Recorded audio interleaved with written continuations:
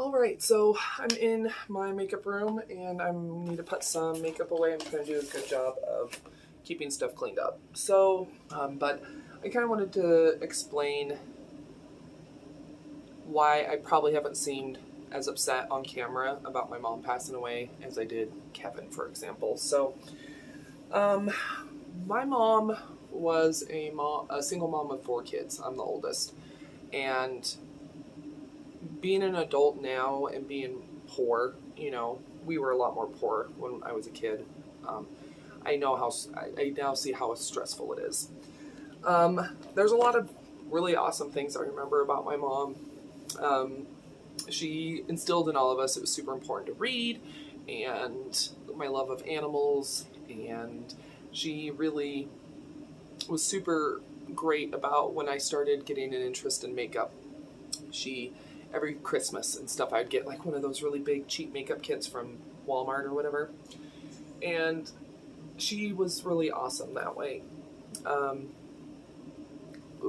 I love old movies to this day because we grew up on Danny Kaye and Bob Hope and all those old timey actors. And there's lots of things that I still carry in my personality and who I am because of obviously how I grew up and how I was raised and the nurture versus nature. So, but the thing is too is that she could be really really mean, um, abuse going on and stuff, which unfortunately I feel like a lot of people have experienced, and I feel like especially if you're like my age or older, it seemed like it was just a very common thing. So while I love her and I miss her, there's lots of things that happened that wasn't great. As an adult, I don't know if you remember so far back and stuff, but sorry, I'm sitting here in my sports bra. So far back, anyway, so she lived like a block away from me. And so I would go over there almost daily. I'd bring her food and I'd check on her and I'd spend time with her. And then she lost that apartment. She moved like three houses down from us, from where we are now. She moved into an apartment, like three apartment buildings down. And I would walk over there, and this is when we didn't have a car, and I would get her laundry with my laundry, and I would walk to the laundromat. And I would cook her dinner and stuff like that.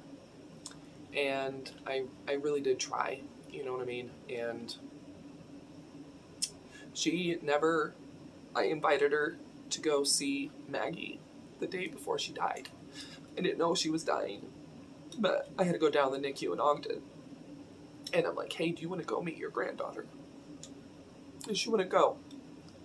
And she went to Maggie's funeral, but she talked about anything and everything besides me and Sean and our daughter and how sorry she was.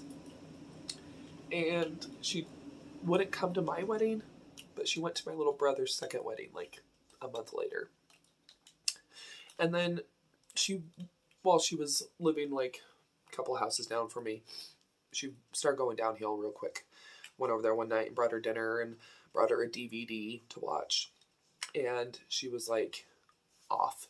And so she was just acting weird and strange, like mixing the words around, and she just was not making sense. So I went and grabbed Sean. She hated Sean. She hated Sean so much for no reason. I think it was because he was taking me away from her. Um, but Sean's mom has been in the medical field forever. And so Sean grew up around a lot of medical stuff. And so I'm like, you need to come see what's going on with her. So we get back over there and she put the DVD in the fridge. So we ended up having to call 911.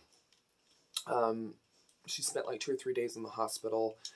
And that started a snowball of she wasn't healthy enough to live on her own. And so me and Sean actually talked about moving her in with us. And, but it was decided that she would go live with my twin sister in Pennsylvania. And so we had to talk her into it, talk her into it, talk her into it. She kept saying she would do it. Then, no, she doesn't want to do it. So she finally agreed to it. And then, like, the day before, so my little brother rented a van and was going to drive from Utah all the way up to Pennsylvania to take her, loading up 2 cats, 2 birds, as much stuff as we could fit into the van. And she blamed me for this. She blamed me that I forced her to do this, and she refused to talk to me after that. And it'd been like 5 years since I'd spoken to her, and I tried. I'd call her and call her and call her, and she would either just hang up on me or she would just yell at me and cuss me out. So when she went into hospice, my sister called me on Facebook. And she's like, yeah, Mom's not doing too good. This was about a month or 2 ago. And she's like, do you want to talk to her? And she was barely conscious. I guess she was going in and out for like 2 months, where she'd be like lucid and stuff. And so I told her that I loved her. She didn't understand. So that's the last thing I said to her, like 2 months before she passed away.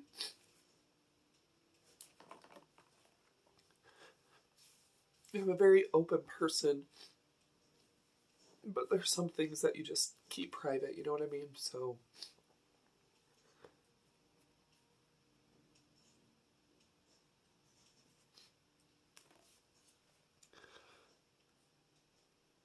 I guess at the end of the day, you can't force someone else to forgive you, even if you didn't do anything wrong.